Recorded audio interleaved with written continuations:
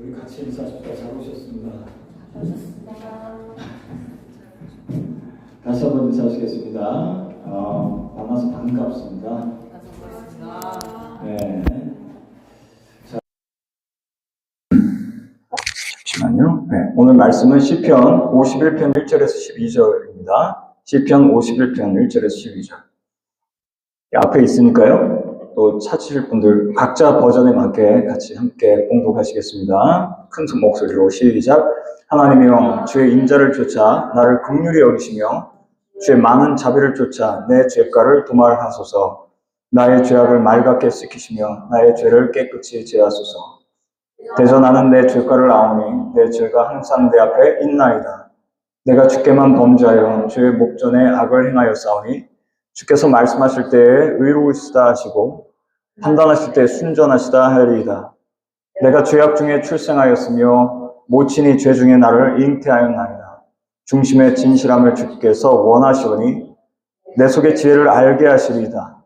우슬초로 나를 정결케 하소서. 내가 정하리이다. 나를 씻기소서. 내가 눈보다 시리이다. 나로 즐겁고 기쁜 소리를 듣게 하사 주께서 꺾으신 뼈로 즐거워하게 하소서. 주의 얼굴을 내 죄에서 돌이키시고 내 모든 죄악을 도말하소서. 하나님이여, 내 속에 정한 마음을 창조하시고 내 안에 정직한 영을 새롭게 하소서. 나를 주 앞에서 쫓아내지 마시며 주의 성신을 내게서 거두지 마소서. 아멘. 잠시만 기도하겠습니다. 하나님 아버지, 오늘 이 말씀 가운데 임재하시고 역사하여 주시옵시고 또 주님 마음 가운데 여러 가지 분주한 것들이 우리 주 예수 그리스도의 이름으로 사라지고 주님만 집중할 수 있도록 도와 주옵소서. 예수 그리스도의 이름으로 기도합니다. 아멘. 제가 얼마 전에 이제 제목은 이와 같죠. 제가 얼마 전에 제가 직접 찍은 사진이에요. 얼마 전에 차를 몰고 가려고 하는데 계기판에 경계가 뜬 거고 경고등이 떴어요. 여기 보시면 왼쪽 앞바퀴에 문제가 있다는 거예요. 근데 원래는 숫자가 33이 아니었고 16으로 나왔어요. 그래서 제가 그 바람을 늘어갔습니다. 그랬더니 33으로 맞춰졌어요. 지금 맞춘 상태인데도 여전히 공기압이 낮다라고 이렇게 뜨고 있는 장. 그래서 제가 이상하다. 인간의 노력을 다했습니다. 근데 이상하다. 그리고 나서 그냥 운행을 했어요. 없어지겠지 하고 운행을 했어요. 근데 그렇지가 않아서 제가 카센터를 갑니다. 차 산 거죠. 그랬더니 카센터에서 이렇게 얘기를 해요. 못을 하나 보여주면서 이 못이 바뀌어서 이렇게 됐습니다. 그러면서 공기가 서서히 빠지고 있었어요. 경고등은 들어왔는데 제가 그냥 무시하고 타려다가 얼른 가서 일단은 그렇게 해서 해결은 하고 돌아왔습니다. 제가 이 말씀을 왜 드리냐면은 우리가 이제 죄의 문제와 관련된 모든 종교는 죄를 다루고 있어요. 모든 종교는. 근데 우리가 죄의 문제를 다룰 때 마치 이와 같다라는 생각을 제가 해서 잠깐 띄워드렸습니다. 여러분 다윗 하면 어떤 게 떠오르냐면요. 성군.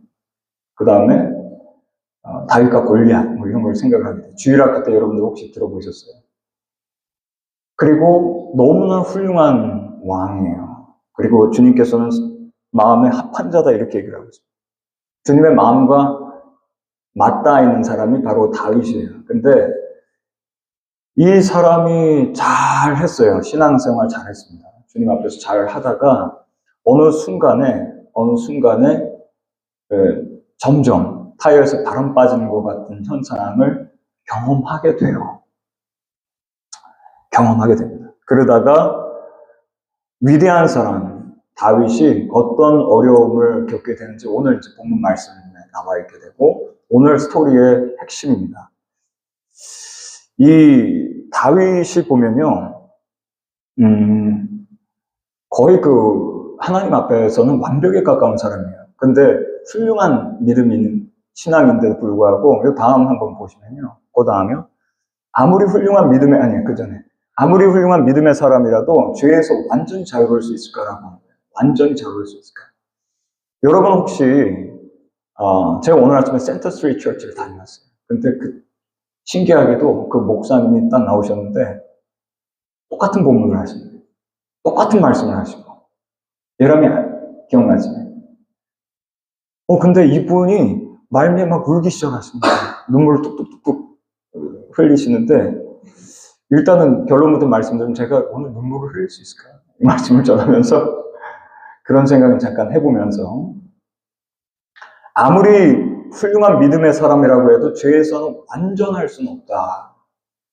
그리고 어느 순간에 보니까 내가 이미 그 죄에 너무 깊숙이 관여되어 있고 거기에 머무르고 있는 상태.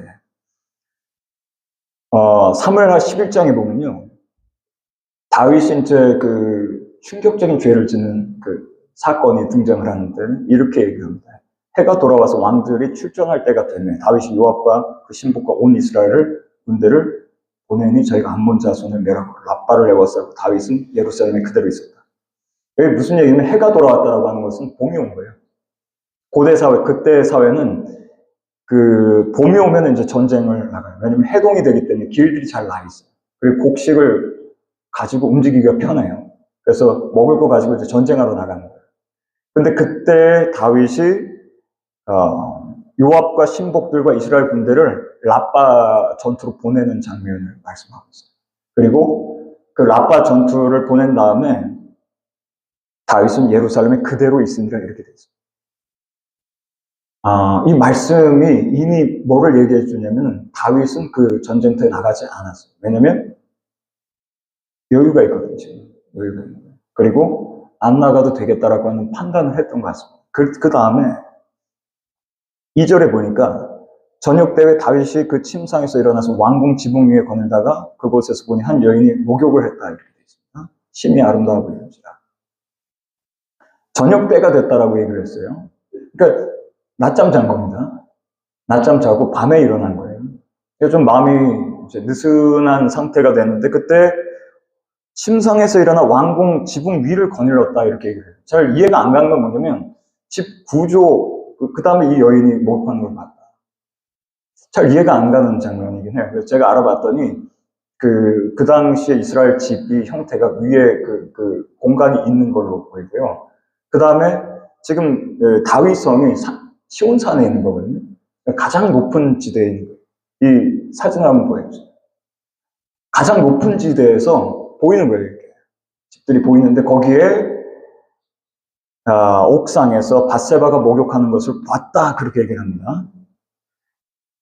그 다음에 거기에서 멈췄어야 되는 거예요. 근데 그 다음에 이제 3절에 보게 되면 다윗이 보내어 그 여인을 알아보겠다 이렇게 얘기를 합니다. 그 여인 누구냐?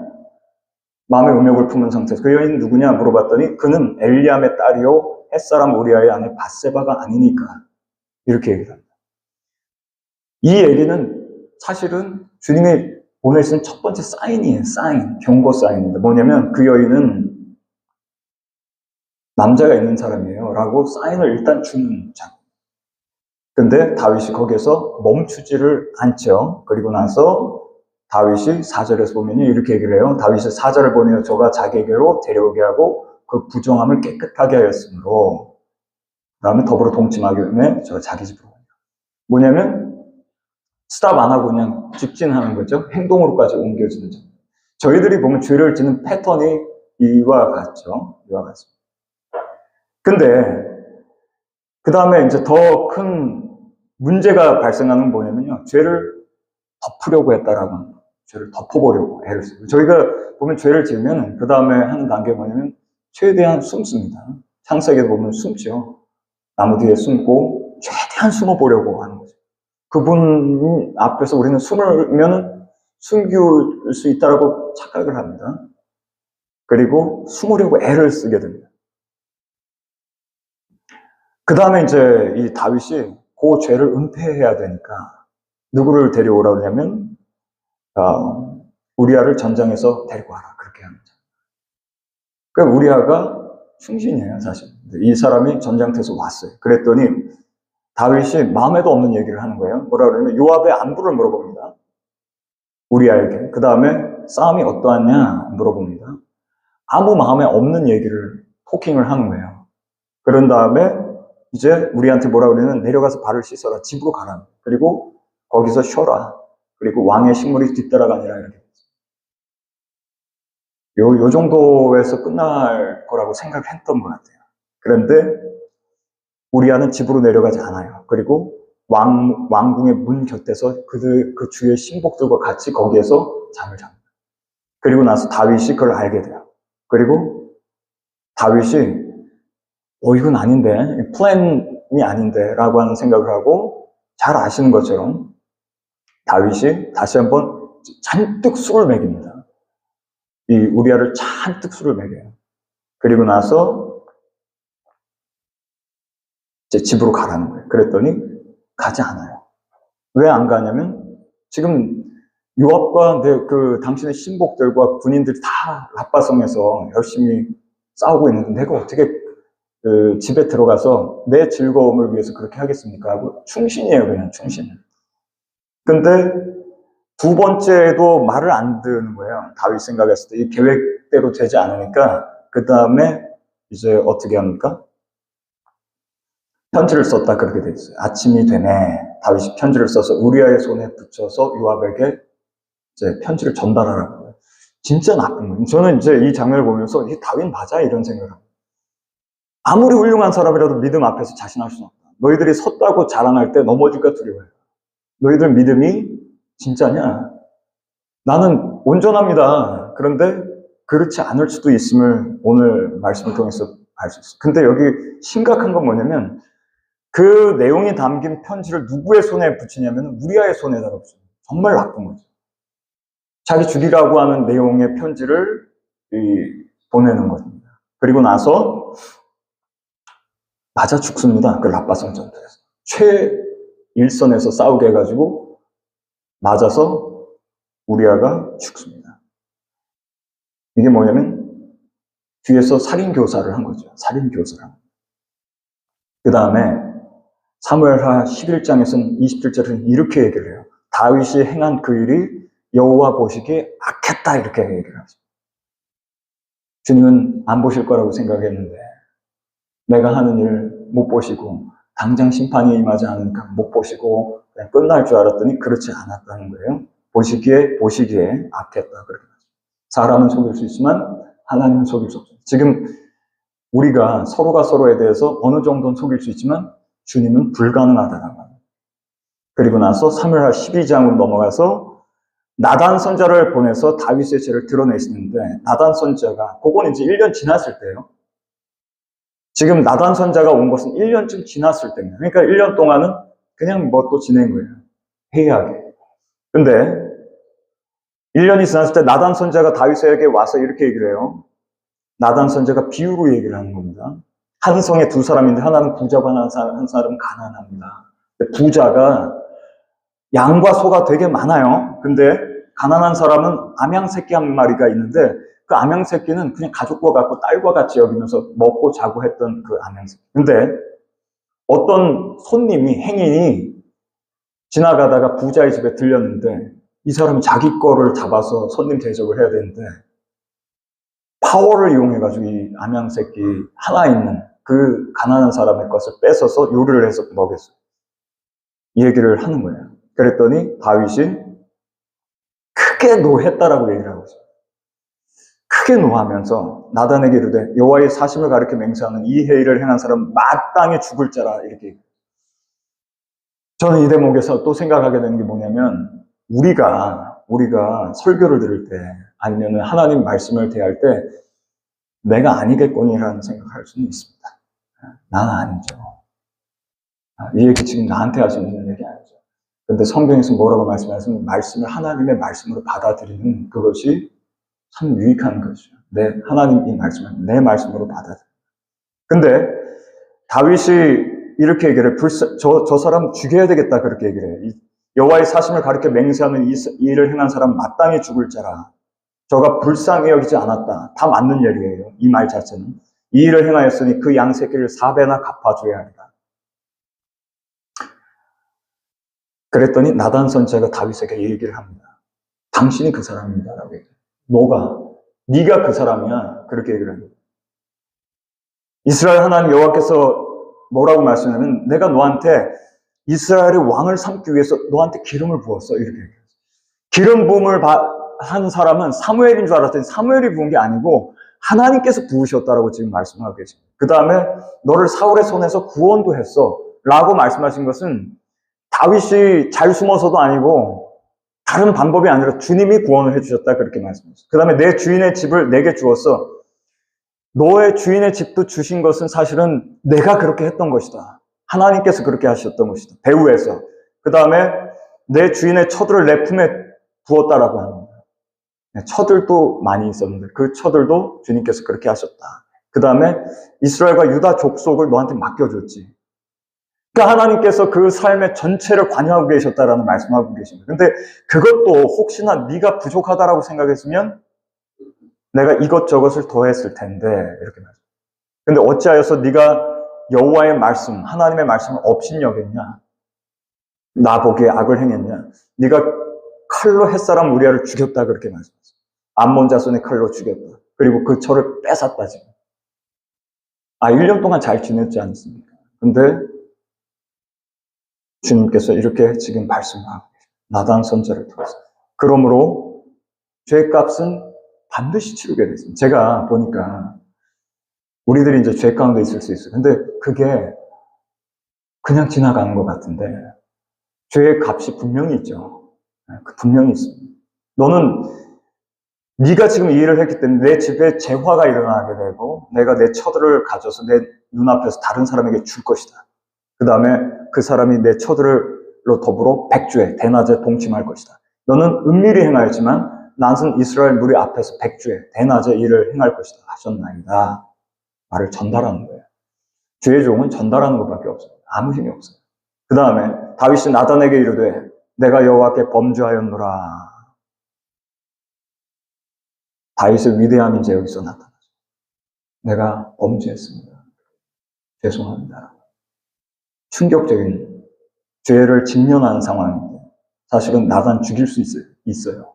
여기서 더 은폐하려면 죽일 수도 있습니다. 근데 내가 잘못했습니다. 그렇게. 그랬더니 나단 선자가 이 말씀을 이 일로 인하여 여호와의 원수로 이 원수는 마귀죠. 마귀로 하여금 크게 회방할 거리를 얻게 하였으니 당신이 낳은 아이가 정령 죽으리이다. 이렇게 죄의 값을 받게 될 것이다. 그리고 나서 나중에 다윗이 살려달라고 금식기도 하죠. 근데 끝끝내 죽습니다. 그 첫 아이가. 제가 오늘 이제 회개로 가는 3단계에서 첫 번째로 함께 나눌 건 죄의 자각과 관련돼요. 죄를 죄로 인정할 수 있느냐. 시편 51편 3절과 4절을 함께 여기 없을 거예요. 제가 읽게요.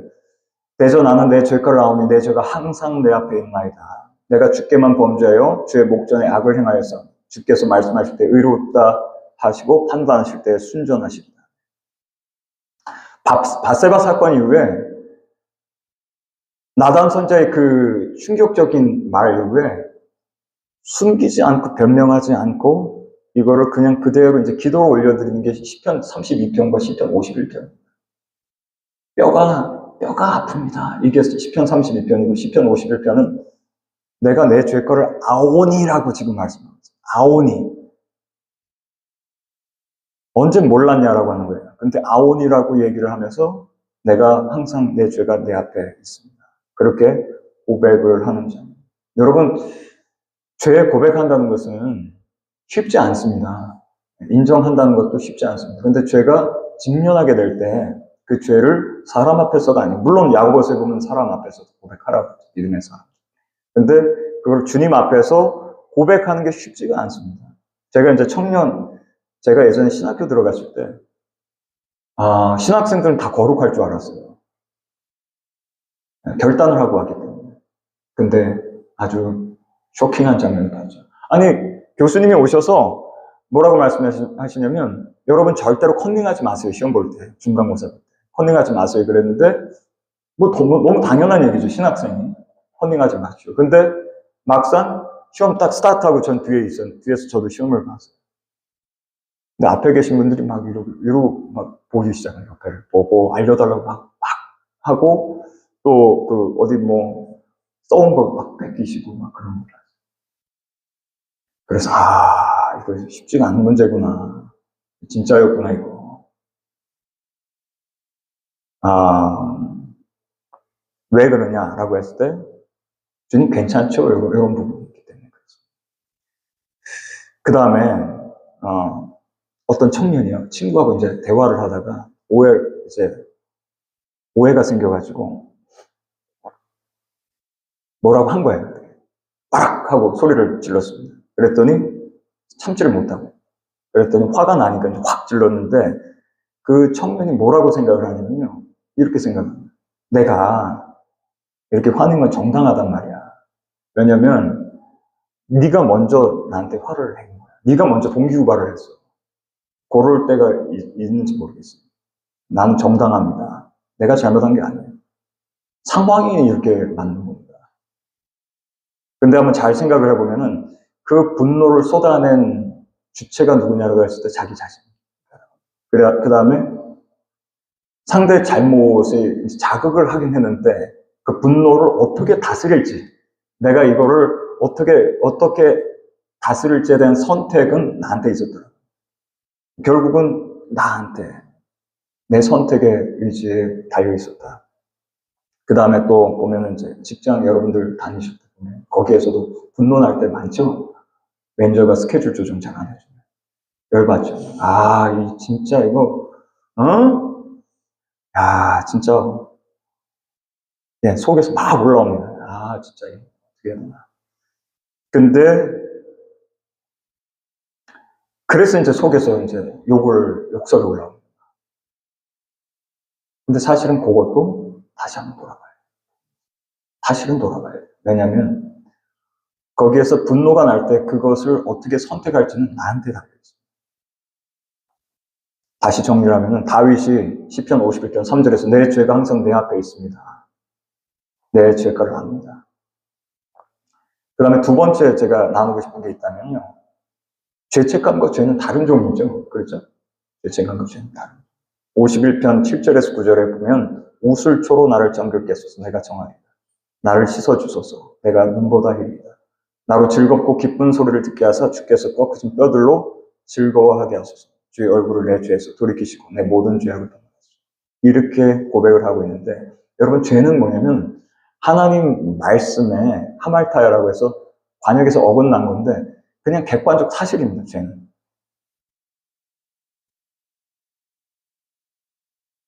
재판관들도 이 죄에 대해서 분별을 하죠. 하나님의 재판은 아주 정확하죠. 아주 객관적 사실. 그리고 주님께서 그것을 명확하게 말씀하셨어요.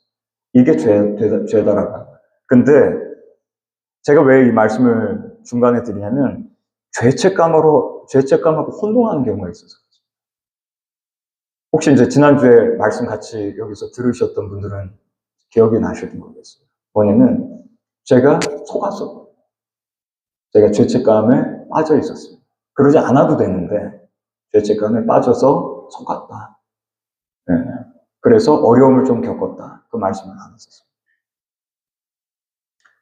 죄책감은 뭐냐라고 했을 때 죄와 관계는 있을 수 있지만 없을 수도 있는데 그런 심리적인 감정 상태. 제가 이제 중학교 때 자유라가 없을 때거든요. 저는 92년도예요. 근데 그때 머리 센티가 1cm였습니다. 기준이. 그렇게 안 되면은 그 학생부감이 와서 밀어버렸습니다. 십자를 만들었어요. 십자가를 이렇게 만들었어요. 머리를. 그렇게 되면 이제 안 되기 때문에 머리를 항상 짧게 유지를 했던 게. 근데 나중에 보니까 그 풀렸어요. 두발 자유가. 네. 그리고 캐나다 와보면 뭐 말도 안 되는 얘기죠. 근데 그러지 않아도 될 부분에 대해서 죄책감이 짓누를 때도 있다라고 하는 거죠. 그 다음에 또 경험했던 거를 나누자면요. 예배를 드리려고 하면 이렇게 앞에 딱 서잖아요. 그러면 이제 우리 이삭이는 아마 그런 거 경험했을 수도 있고. 오늘 앞에서 찬양을 하거나 말씀을 전하려고 하면 강력하게 마귀가 공격을 합니다. 너가 자격이 있냐 이런 거예요. 혹시 경험해 보셨습니까? 경험해 보셨으면 표시만 해보세요. 네. 마귀가 그래요. 너 무슨 자격이 있니, 너지? 응? 제가 예전에 한국에 있는 교회에서 저희 집에서 교회까지 그 고속도로가 있었어요. 새벽인데 조금 늦은 거예요. 그래서 전속력으로 달리고 있었어요. 전속력. 예. 그 속력보다 스피드보다 한 2, 30을 높게 막 해서 꽝 달리고 있었어요. 그리고 이제 딱 도착을 해서 앞에서 이제 찬양 인도를 했어요. 찬양 인도를 딱 하고 내려갔어요. 내려가서 이제 예배 다 마친 다음에 한 목사님이, 여자 목사님인데 저한테 오시더니 이렇게 얘기했어요. 목사님, 아까 못 쫓아가겠더라고요. 목사님 도저히 못 쫓아가겠더라고요. 목사님 왜 이렇게 빨리 가시는 거예요? 제가 그 얘기를 딱 듣는 순간에 주님. 그리고 나서 그 다음에 찬양 인도를 하려고 했는데 못 하겠는 거예요. 그분이 앞에서 계신데 너는 그런 놈이야 이런 느낌이에요. 그 죄책과 정죄감이 너무 힘든 거예요. 그리고 나서 딱 앞에 찬양 인도를 하려면 못 하겠는 거예요. 그래서 그분이 이제 그 모 대학의 심리학과 상담학 교수도 겸하고 있었어요. 그분한테 가서 제가 상담을 받았어요. 목사님 잠깐 저를 좀 만나주십시오. 제가 죄인입니다 그러면서 얘기를 나눴었어요. 그랬더니 그분은 오히려 저한테 힘과 용기를 줬던 게 있나요? 목사님 그러지 마시고 뭐 그러면서 마귀가 주는 정죄감이 있다라고 하는 것이고요. 어떤 청년 같은 경우는 이제 저희들이 제일 힘든 부분들이 청년의 시기에는 제 7계명이죠. 간음하지 말라. 그 부분 어려워합니다. 5계명도 어려워. 5계명, 부모 공경과 간음하지 말아라. 그러면 어려워합니다. 근데 특히 이제 7계명과 관련해서 마귀의 참수가 심각하게 다가올 때가 있습니다. 너 더러워서 하나님께 쓰임 받을 수 있겠냐? 아니면 너 더러워서 자격이 있겠냐? 근데 저는 요 말씀을 나누게 되면 회개를 하시고 그리고 돌이키시면 끝입니다. 마귀가 그렇게 공격해봐야 소용이 없습니다. 일단. 그 다음에 세 번째로 용서와 회복과 관련된 말씀인데요. 용서와 회복죠. 세 번째. 시편 51편 10절에 12절에 보면 하나님이여 내 속에 정한 마음을 창조하시고 내 안에 정직한 영을 새롭게 해주소서. 나를 주 앞에서 쫓아내지 마시고 오늘 찬양이죠. 주의 성령을 내게 부어주지 마시고 주의 구원의 즐거움을 내게 회복시키시고 자원하는 심령을 주셔서 나를 붙여주소서. 단순히 잘못했습니다 이렇게 얘기해서 후회로 끝나는 게 아니라 이렇게 얘기하는 거예요. 새 마음 좀 주세요. 새 마음, 내 마음을 좀 새롭게 해주세요. 그리고 변치 않는 마음을 주시옵소서. 왜냐하면 우리들은 너무나 왔다 갔다 하기 때문에 마음이 왔다 갔다 하고 있어요. 근데 다윗의 나단 선지 앞에서 그 말을 들은 다음에 다윗이 하는 기도의 내용은 전부 다 앞으로 가 있는 거예요. 왜냐하면 새 마음 좀 주십시오. 그 다음에 새 영을 주십시오. 근데 그 새 영이 어떤 성격이냐? 정직한 영이다 이렇게 얘기했어요. 여러분 정직한 영성이 너무나 중요합니다. 정직한 거 너무나 중요합니다. 그냥 틀렸으면 틀린 거 인정을 하고 들어가요. 잘못했으면 잘못했습니다. 제가 인간이기 때문에 약하기 때문에. 그러나 속이면은 안 된다라고 하는 부분이고요. 정직한 영을 새롭게 해주시옵소서. 우리가 보면 일상적으로 겉을 꾸밉니다. 저도 오늘 이제 꾸미고 나오긴 했는데 최대한 해보려고 했지. 그게 아니고 마음도 꾸미려고 하는 부분이잖아요. 그게 뭐냐면 괜찮은 척입니다. 저도 이제 SNS를 하거든요. 인스타그램 열심히 지금 해보려고 하는데 좀 목적은 이제 복음을 어떻게 잘 전해볼까 그렇게 하고 있는데 또 다른 측면에서 보면은 우리들이 살고 있는 겉에 우리가 살고 있는 모습이 이렇게 좋습니다라고 하는 거를 보여주고 싶은 심리적 반응이 있다. 그 다음에 교회에서는 아니면 삶 속에서 내 신앙은 아무 문제가 없는 것처럼 치장할 수 있다라고 하는. 그러나 주님 앞에서는 감출 수가 없다라고 합니다. 그래서 우리가 주님 앞에 나오는 거예요. 주님 앞에서는 감출 수가 없다. 그리고 새 기쁨을 달라고 다윗이 고백을 하는데요. 기도를 하는데 왜냐하면 구원의 즐거움을 회복시켜 주세요 이렇게 기도합니다. 왠지 아세요? 왜냐하면 주님과의 관계가 딱 끊어지면은 진짜 즐거움은 없기 때문에 그런 거예요. 다윗은 누구보다 잘 알고 있는 거예요. 그런 종류의 그 기쁨이 없다라고 합니다. 그리고 다윗은 일찌감치 주님이 주시는 진짜 기쁨을 맛봤던 사람이에요. 그렇기 때문에 죄로 인해서 생긴 그 잃어버린 기쁨을 이 죄가 해결되지 않으면 다시는 찾을 수 없다는 걸 알고 있어요. 그리고 그게 다른 대체물이 없다라는 것도 누구보다 잘 알고 있어요. 최고 정점에 가 있었던 사람이기 때문에 다른 종류의 기쁨으로는 만족이 없다는 것을 누구보다 잘 알고 있는 거예요. 그래서 주님 그거를 좀 도와달라고 지금 기도를 하고. 그래서 12절에 보니까 주의 구원의 즐거움을 내게 회복시켜 주시고 자원하는 심령을 주사 나를 붙들어 달라고 기도를 합니다. 즐거움의 기초가 어디 있느냐라고 합니다. 우리의 즐거움의 기초가 어디 있느냐.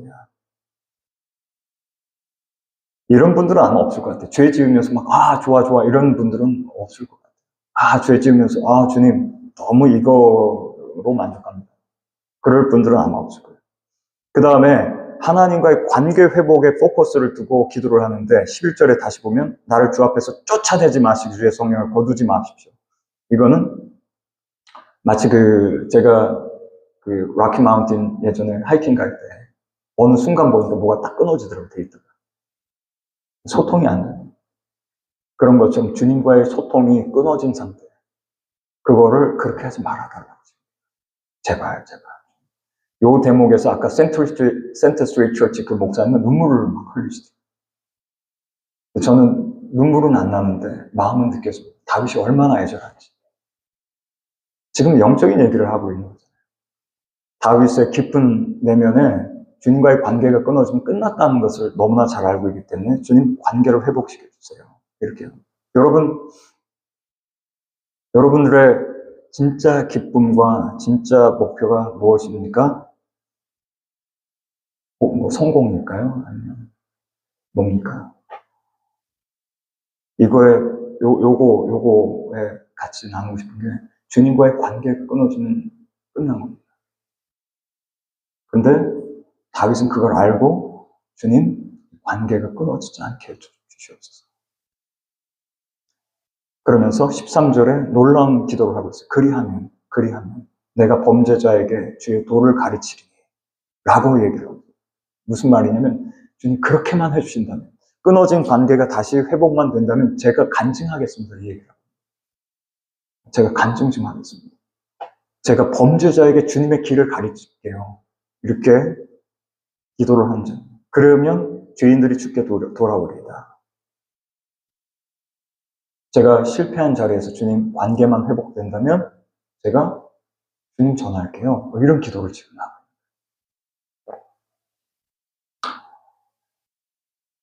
모르겠습니다. 여러분들과 제가 같이 주님 앞에서 꼭 해야 할 기도라고 생각을 하고, 그 다음에 주님과의 무너진 자리가 있으면은 절대로 자유와 기쁨이 없다. 그 다음에 가장 먼저 해야 될 부분이 주님과의 관계가 회복돼야 될 부분이 있다라고 하는 것을 말씀드립니다. 저는 재주가 없어서 말씀 전할 때마다 항상 부족해요. 제가 마음 막 활발활발 타오릅니다. 매일같이 지금. 근데 설교만 하면은 너무 죄송한 마음이에요. 예수님께. 왜냐면 너무 잘 못 자는 건 아닐까. 예수님은. 그리고 주의 말씀을. 그러나 제 마음은 막 타오르고 있어요. 예레미야가 얘기한 것처럼 막 불타오르고 있어요.